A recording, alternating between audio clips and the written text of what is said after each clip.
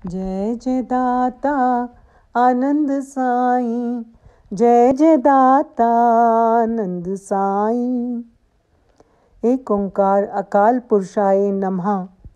हिंदू माँ की पूजा करता कहे हरीम करीम, मुस्लिम एक अल्लाह को माने कहे रहीम करीम।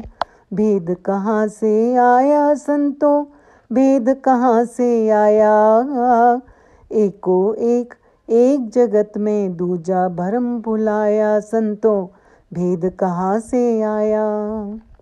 श्री साई गीता श्लोक नंबर 126। श्री साई गीता के इस परम पावन श्लोक में श्री आनंद साईं जी जाति पाति के बारे में समझा रहे हैं कि हिंदू माता भगवती की पूजा करता है, बीज मंत्र का सिमरन करता है, रहीम करीम। मुस्लिम अपने अल्लाह को मानता है और रहीम करीम कहता है। कोई भेद ही नहीं है इबादत में। एक सुप्रीम पावर है जो जगत को चलाता है। शिरडी में श्री साईं सरकार भी हमेशा सबका मालिक एक ही बोलते थे। ये जाति के भेदभाव मनुष्य ने ही बनाए हैं। ईश्वर अल्लाह एक है, एक ही ज्योत सबके भीतर है, एक ही चेतना सबको चला रही है। आज आपको रसखान जी का एक प्रसंग सुनाती हूँ। रसखान पठान जाति के मुस्लिम थे, काबुल के रहने वाले थे, फिर दिल्ली आ गए। उनका नाम मोमन पठान था।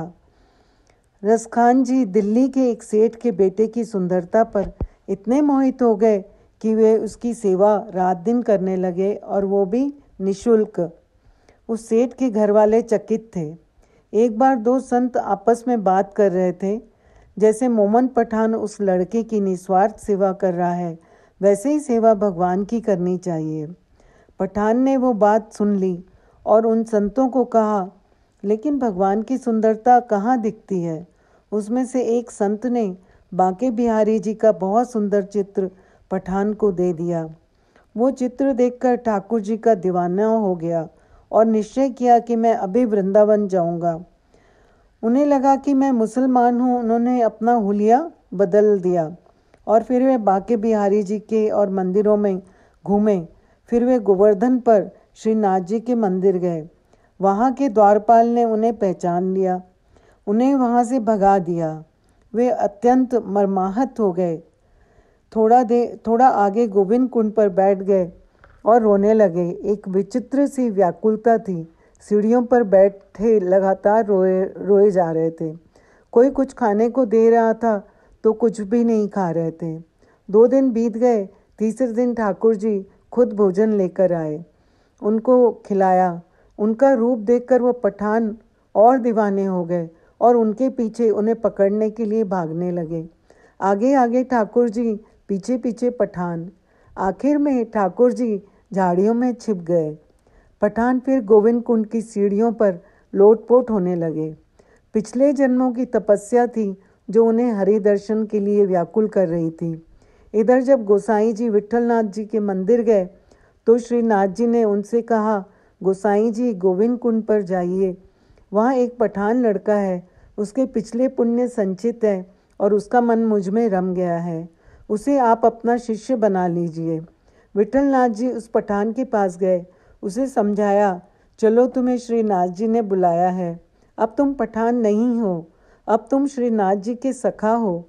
उन्होंने उसे स्नान करवाया, कपड़े बदलवाए और दीक्षा दी और कहा, आज से मैं आपका नाम रसखान रखता हूँ।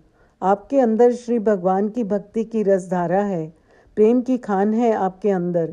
हम अहंकार में रहते हैं कि हमारी ऊंची जाति है। रसखान की भक्ति के कारण कोटि हिंदू उन पर न्यौछावर हैं। कई प्रकार से उन्हें श्री प्रभु के दर्शन हुए थे। इस तरह रसखान जी ने अपना जीवन भगवान की लीलाओं को गाकर, ठाकुर जी के अलौकिक दर्शन पाकर अपना जीवन गुजार दिया। 45 वर्ष की आयु में श्री ठाकुर जी में विलीन हो गए। कहाँ गए जाति पाति के भेद, ईश्वर भाव के भूखे हैं। ओम साई राम, जय साई राम।